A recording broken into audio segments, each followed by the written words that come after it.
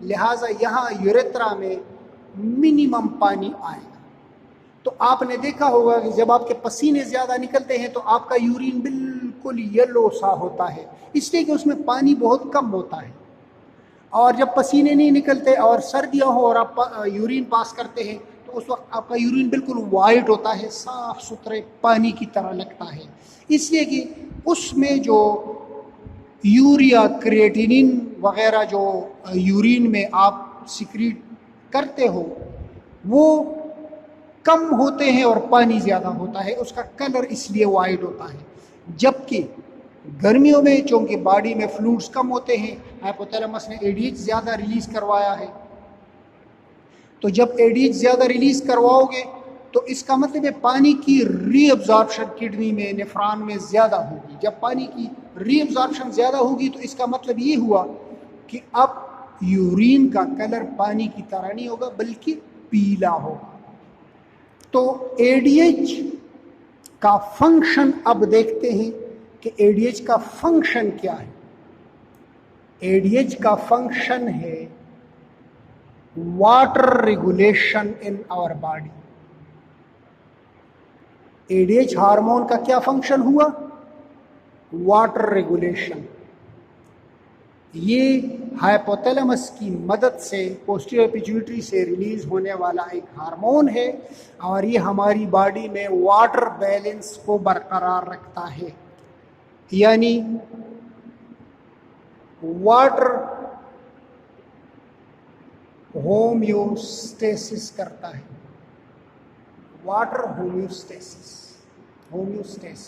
Homeostasis का मतलब है एक स्टेटस क्वो टाइप की सिचुएशन जिसमें बहुत ज़्यादा हाइपर भी नहीं होता और हाइपो भी नहीं होता, यानी दरमियान का। जैसे आपका होम्योस्टेसिस के हिसाब से 98.4 टेम्परेचर होना चाहिए, ऊपर हो तो बुखार है, नीचे हो तो कोई और मसला है, उसको हम कहते हैं हाइपर पायरेक्सिया या हाइपोपायरेक्सिया। ठीक है, तो ये हो गई एडीएच की बात। अब दूसरा हार्मोन जो पोस्टीरियर पिट्यूटरी से निकलता है, इससे पहले एक और बात करता हूं। एडीएच कब निकलता है? जब वाटर को रिटेन करना हो, वाटर रिटेंशन चाहिए, एडीएच की क्वांटिटी डबल हो जाती है, डबल या ट्रिपल या जितनी भी ज़रूरत है। एडीएच जब बढ़ जाता है तो वाटर रिटेंशन ज़्यादा हो जाती है, यानी बॉडी में से पानी नहीं निकलेगा, कंसंट्रेटेड यूरिन निकलेगा पीला। अगर एडीएच कम हो जाता है तो पानी बॉडी से बहुत ज़्यादा निकलता है, इस सूरत में कम निकलता है, और इस सूरत में जब एडीएच की रिलीज या सिक्रीशन कम हो जाती है तो पानी ज़्यादा बॉडी से निकलता है, यूरिन वाइट कलर का होता है। तो पानी का बॉडी से निकलना एडीएच का अपोजिट एक्शन है। नाम से जाहिर है कि ADH means anti diuretic hormone. अच्छा, अब फर्ज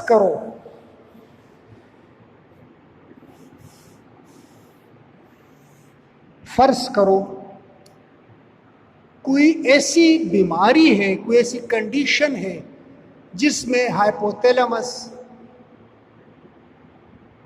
में कोई ट्यूमर है, कोई मसला है, उस एरिया में जिस एरिया से वो पोस्टीरियर पिट्यूटरी के एडीएच वाले पार्ट को कंट्रोल करता है। तो इसका मतलब ये हो गया कि हाइपोथैलेमस एडीएच को कंट्रोल नहीं कर सकेगा और एडीएच की सिक्रीशन नहीं होगी, यानी दूसरे अल्फाज में एडीएच कम होगा। एडीएच जब कम सिक्रीट होगा तो पानी से वाटर बहुत ज़्यादा निकलेगा, कुछ लोग आपने सुना होगा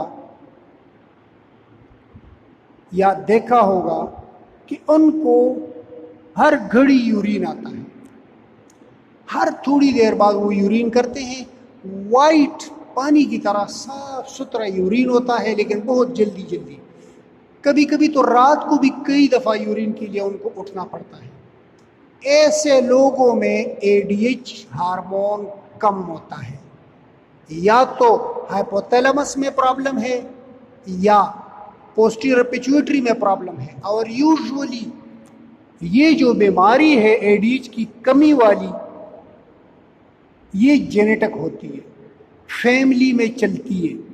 और this is due to mutation in jeans.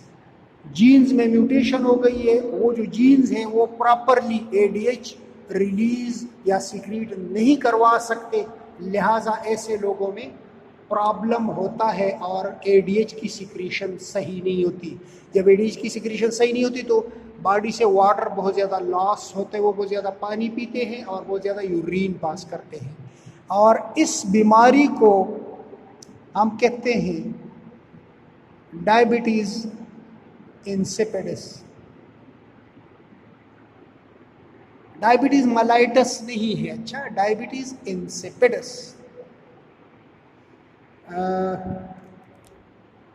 इसको कहते हैं, पता नहीं उर्दू में उसको क्या कहते हैं, ज़ियाबेतसी नान शक्री या इस तरह की नाम है। बहरहाल मकसद आप समझ गए, डायबिटीज़ इंसिपिडिस इसको कहते हैं। और डायबिटीज़ इंसिपिडिस में क्या होता है, मरीज़ को एडीएच की सिक्रीशन कम होती है। एडीएच की सिक्रीशन जब कम हो गई है तो एडीएच का अपोजिट काम होगा। क्या होगा, वाटर लॉस बॉडी से बहुत ज़्यादा होगा थ्रू किडनी या थ्रू यूरिन।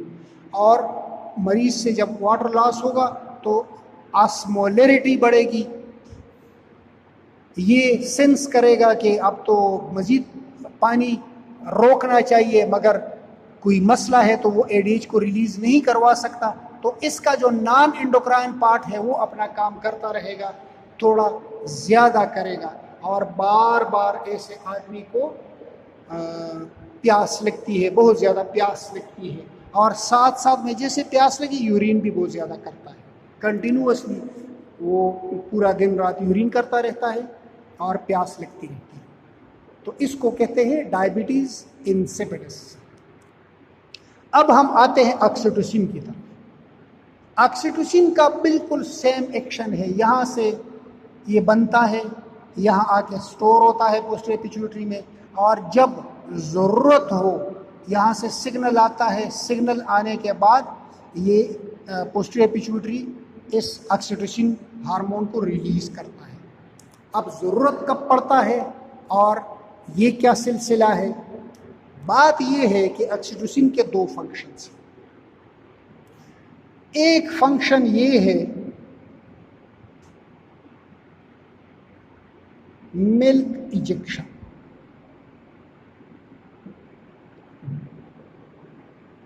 दूसरा फंक्शन है यूट्राइन कंट्रैक्शन। मिल्क इजेक्शन ऐसा है कि कोई लेडी है, वो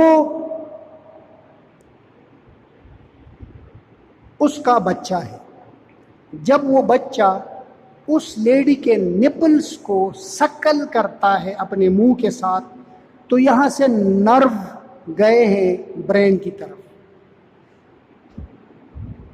ब्रेन में ये नर्व जाते हैं हाइपोथैलेमस को। जब बच्चा निपल को सक्कल करेगा, उसको मुंह लगाएगा, तो वहाँ से नर्व्स मैसेज देंगे हाइपोथैलेमस को। हाइपोथैलेमस मैसेज देगा पोस्टीरियर पिट्यूटरी को। Posterior pituitary oxytocin hormone release करेगा, और ऑक्सीटोसिन हार्मोन का काम क्या है, मिल्क इजेक्शन। लिहाजा मिल्क निपल में से बाहर आएगा और बच्चा दूध पीता रहेगा। जब तक वो शकल करेगा ये सिलसिला जारी रहेगा। या तो ये है कि जितना दूध बना था वो ख़त्म हो जाएगा, और या ये है कि बच्चे का पेट भर गया तो वो सकलिंग छोड़ देगा। वहाँ से फीडबैक मैकेनिज़्म का, ये फीडबैक मैकेनिज़्म अलग से समझाऊंगा। Through feedback mechanism hypothalamus oxytocin की सिक्रीशन रोक देगा और मिल्क इजेक्शन खुद ब खुद बंद हो जाएगा। दूसरी एग्जांपल इसकी है, शायद आप में से कुछ लोगों ने देखा हो, ये जो गुजर लोग होते हैं ना, ये भैंसों को ज़्यादा दूध निकालने के लिए ऑक्सीटोसिन के इंजेक्शन लगाते हैं। ये अच्छी बात नहीं है, ये गलत काम है, इसलिए कि वो ऑक्सीटोसिन का जो इंजेक्शन है उसमें से कुछ हिस्सा दूध में भी आ जाता है, और अगर हम ऑक्सीटोसिन पीते हैं तो ये हमारे लिए फिर अच्छा नहीं होता। अच्छा, ऑक्सीटोसिन का दूसरा काम है यूटेराइन कंट्रैक्शंस। जब प्रेगनेंसी फुल टर्म हो जाती है, थर्ड ट्राइमेस्टर ऑफ प्रेगनेंसी पूरा हो जाता है, तो कुदरती तौर पर हाइपोथैलेमस से ऑक्सीटोसिन के सिक्रीशन बढ़ जाते हैं। जब ऑक्सीटोसिन का सिक्रीशन बढ़ जाता है तो ऑक्सीटोसिन के रिसेप्टर्स न सिर्फ ब्रेस्ट्स में हैं, बल्कि ऑक्सीटोसिन के रिसेप्टर्स यूट्रस के अंदर भी है। अब बच्चा यूट्रस में पड़ा हुआ है, जब यूट्रस के रिसेप्टर्स पे ऑक्सीटोसिन आके एक्शन करता है तो वो यूट्रस को कंट्रैक्ट करना स्टार्ट करता है। कंट्रैक्शन ऐसे जब यूट्रस को कंट्रैक्ट करना स्टार्ट कर लेता है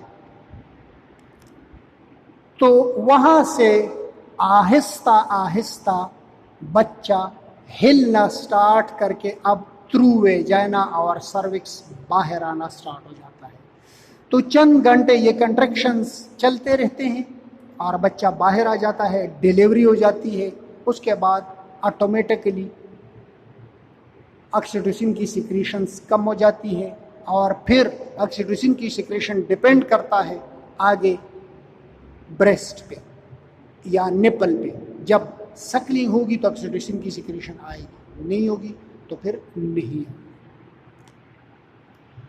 तो ये हो गए ऑक्सीटोसिन एडीएच के फंक्शन। अब इसके बाद में आपको एक तो ये फीडबैक मैकेनिज्म समझाऊंगा, दूसरा एंटीरियर पिट्यूटरी के हार्मोन समझाऊंगा।